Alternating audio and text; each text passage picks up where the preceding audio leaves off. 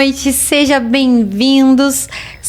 bem-vindos, né, a mais um podcast Correio Rural, né, o podcast que traz informações do campo para você que trabalha no campo, produtor rural, para você que é do agro, né, pecuarista, agricultor, enfim, para você também que gosta de saber mais sobre esse setor que move o nosso Brasil, esse setor que nunca para, né? Então aqui você vai acompanhar as principais notícias, destaques aí que aconteceu semana passada, esse início de semana, né, com informações sobre o mercado, clima, enfim, muita informação para vocês ficarem, né, mais, como eu posso dizer, mais informados, né, mais atentos, não só às cotações, ao clima, mas saber o que está acontecendo, o que está movimentando o setor do agro em todo o Brasil, principalmente aqui no nosso Paraná.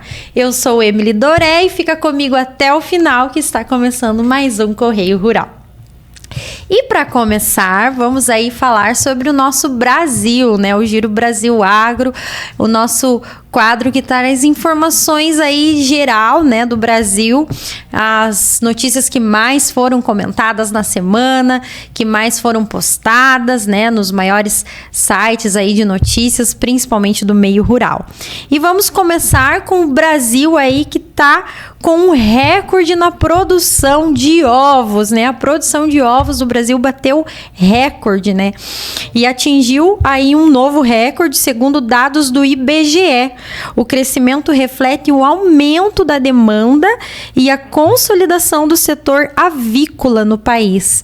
Então, o pessoal aí está consumindo bastante ovo, então o Brasil bateu esse novo recorde e esse cenário mostra a força da proteína alternativa, né?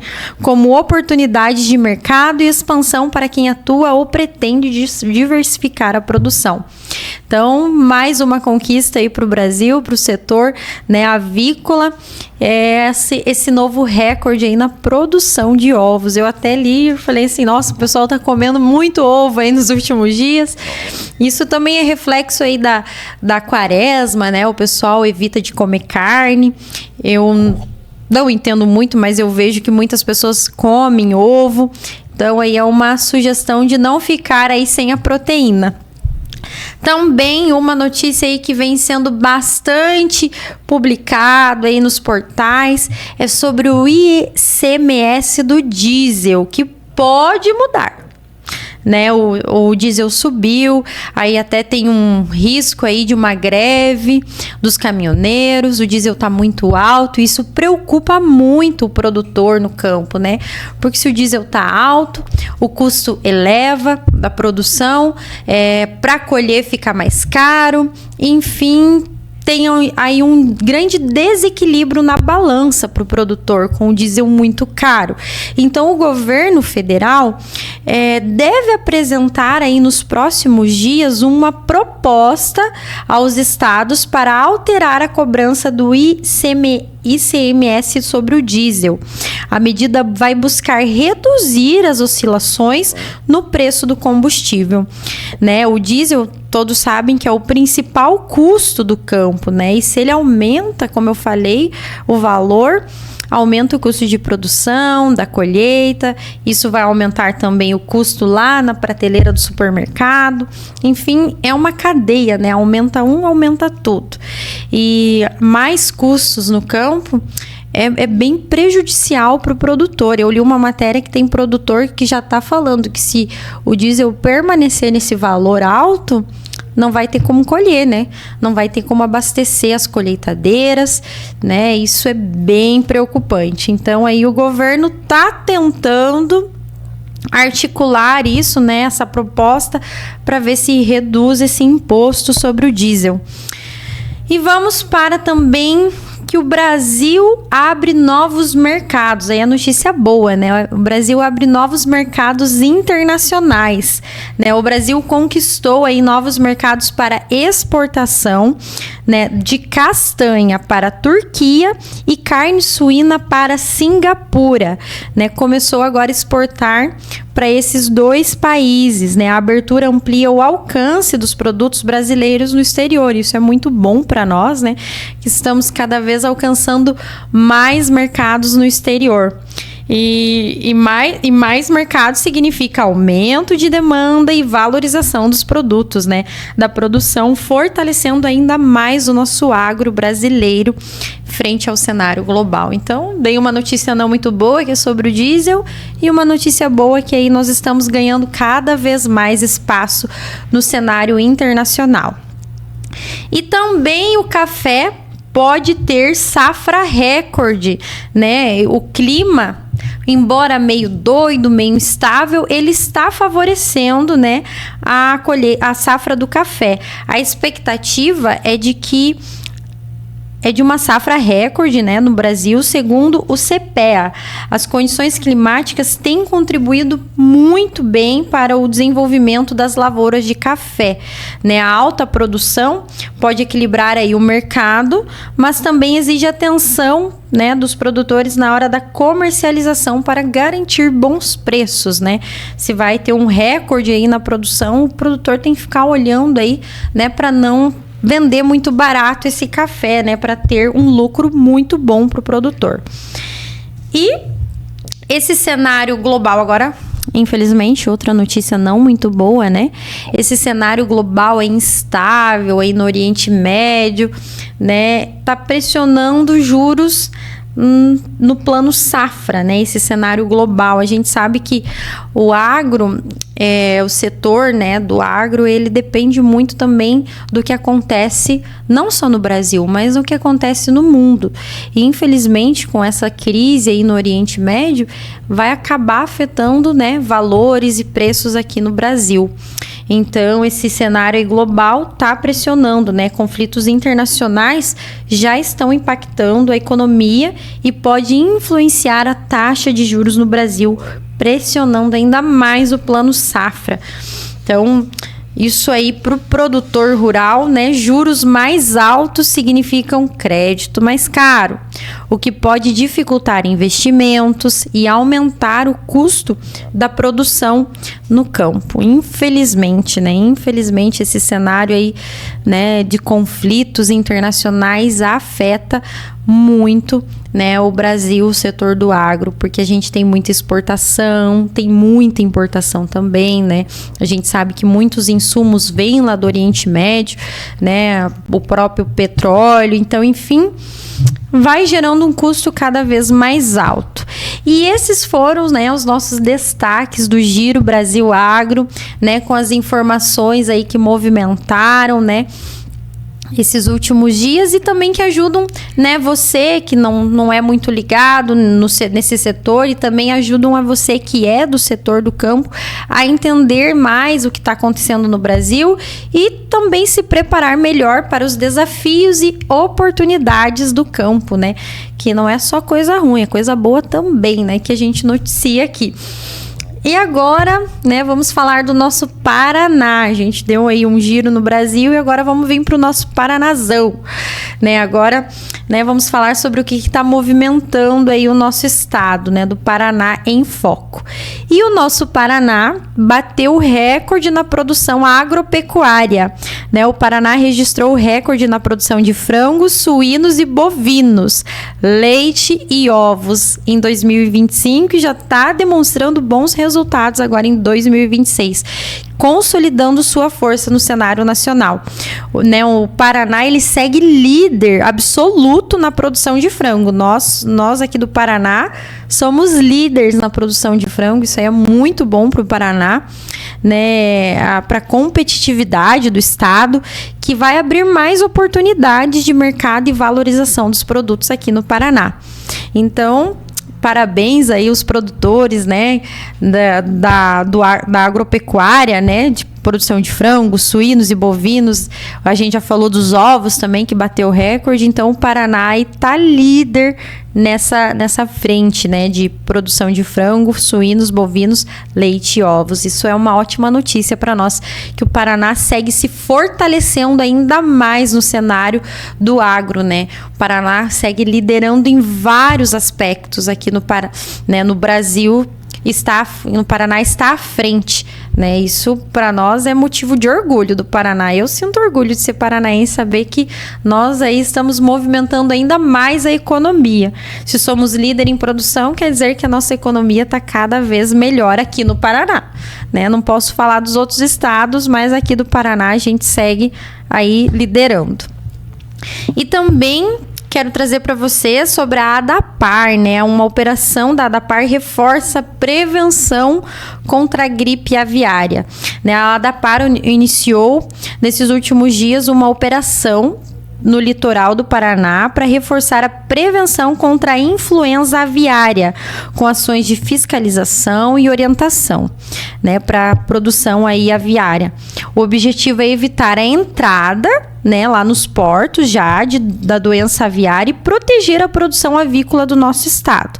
Por isso que eles começaram essa operação no litoral, ali no porto, né, para prevenir que animais aí doentes entrem no nosso estado e propague mais ainda essa gripe aviária.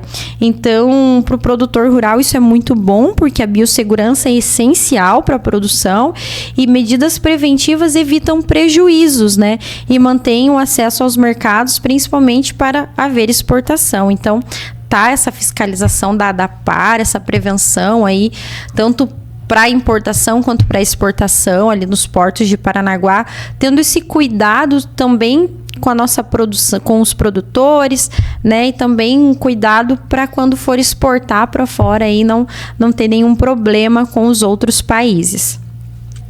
E também o evento um evento nacional do IDR aqui no Paraná está fortalecendo a pesquisa e a extensão rural. Olha que legal, o IDR Paraná está organizando um evento nacional voltado à extensão rural e à pesquisa agropecuária. A iniciativa vai buscar integrar, né, conhecimento técnico, inovação e desenvolvimento no campo. Isso para o produtor rural é muito bom, porque mais pesquisa e assistência técnica significa aumento da produção, aumento da produtividade.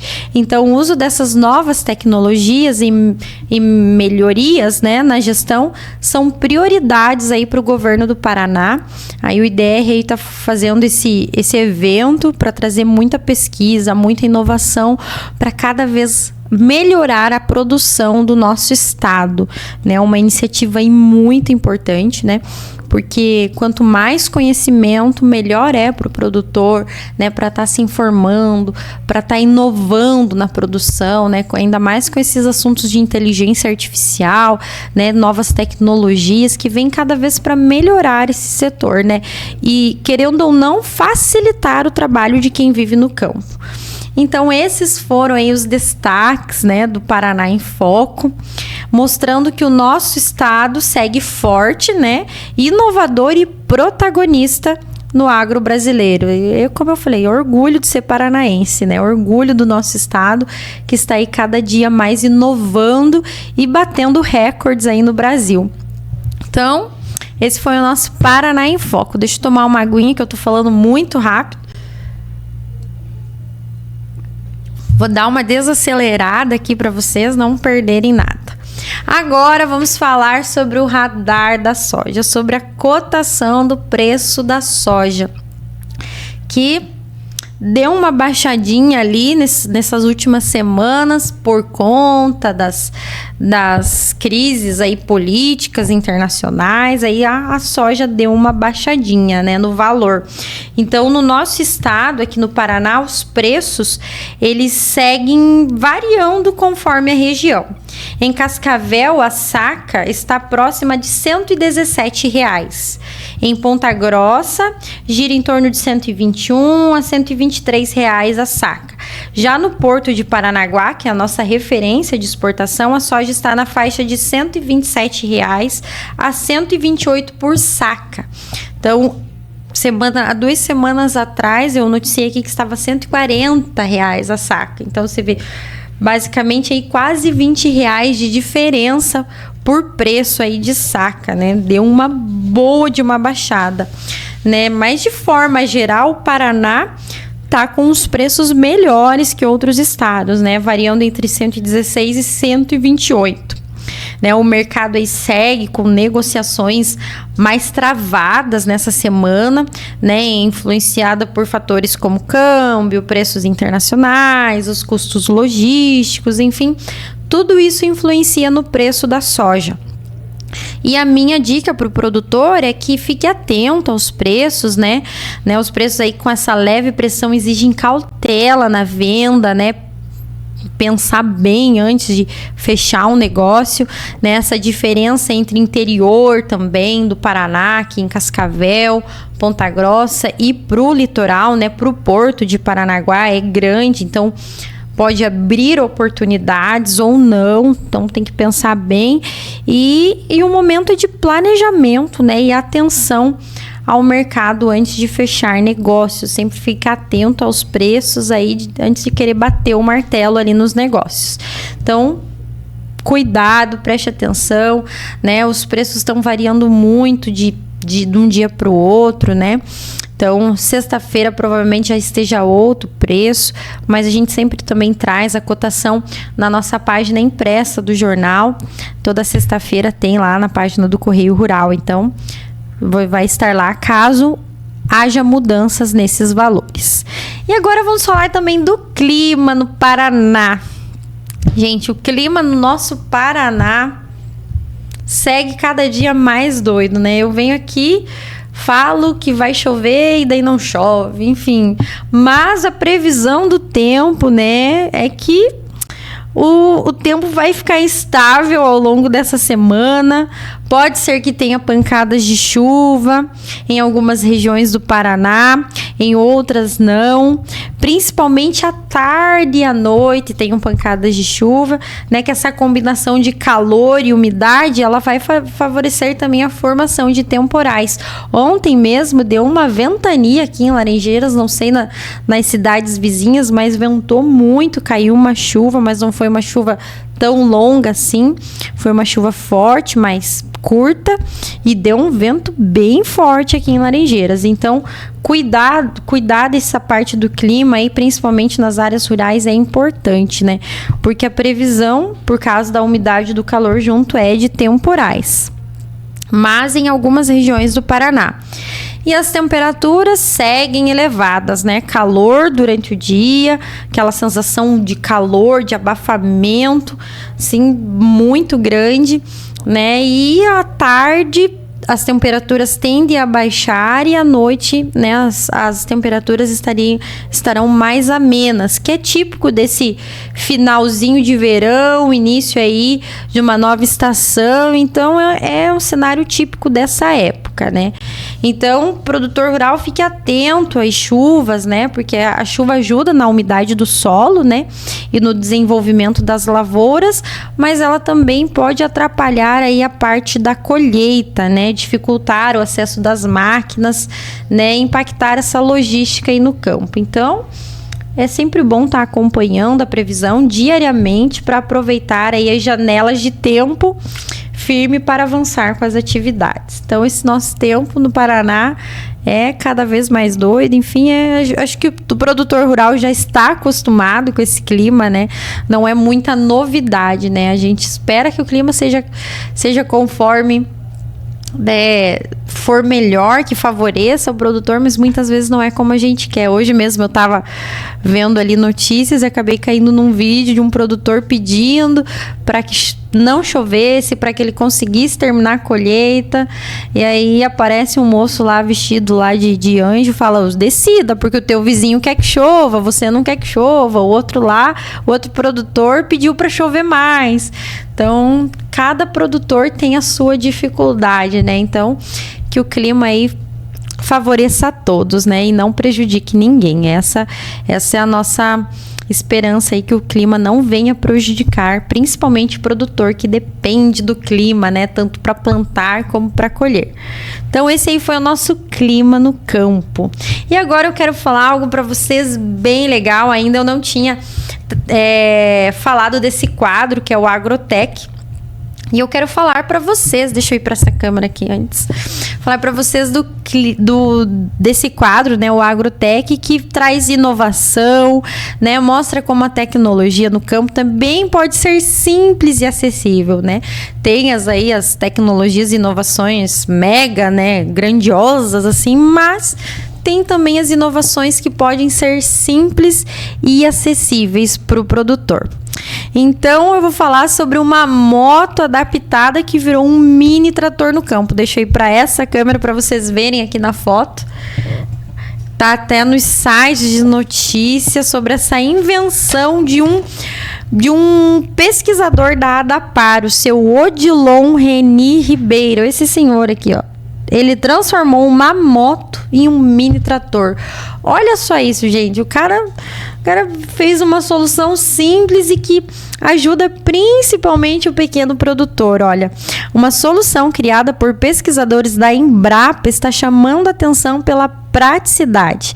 A adaptação de uma motocicleta para funcionar como um mini trator voltado principalmente à agricultura familiar, ao pequeno agricultor, né? O projeto foi desenvolvido pelo pesquisador Odilon Reni Ribeiro da Embrapa em São Paulo, que ele buscou criar uma alternativa de baixo custo para pequenos produtores que não têm acesso a maquinário agrícola tradicional. Né? A ideia é simples, é utilizar a moto como fonte de potência para acoplar implementos agrícolas, permitindo atividades como preparação do solo, controle de plantas daninhas, né? Entre outras funções. Essa tecnologia vem sendo até apresentada em eventos e iniciativas voltadas à agricultura familiar e à inovação no campo, ganhando destaque justamente pelo baixo custo e pela facilidade de adaptação. Olha como o cara foi inteligente, porque moto a maioria dos produtores tem, né? Moto na sua propriedade rural, e ele simplesmente uniu ali um maquinário, a moto, para transformar em um mini trator para ajudar, né, na lavoura. Eu achei muito legal a ideia e essa inovação, né, desse pesquisador da Embrapa, ela está sendo apresentada em São Paulo nas feiras sobre produtor rural, nas feiras voltadas à agricultura familiar. Eu achei muito legal e quis trazer aqui para vocês, né, como algo simples pode vir beneficiar muito, né, os produtores, né, principalmente para a agricultura familiar. Eu achei muito bacana. Daí peguei a foto para mostrar para vocês. Então, esse foi o nosso Agrotech, né? Então, ali a moto, que já é comum, como eu falei, nas propriedades, passa a ser aí uma ferramenta produtiva, substituindo até a tração animal em algumas atividades, né? Uma solução que vem reduzir os custos para o produtor e facilitar o trabalho no dia a dia e ampliando o acesso à mecanização, né? Especialmente para pequenos produtores. Isso é uma ideia fantástica.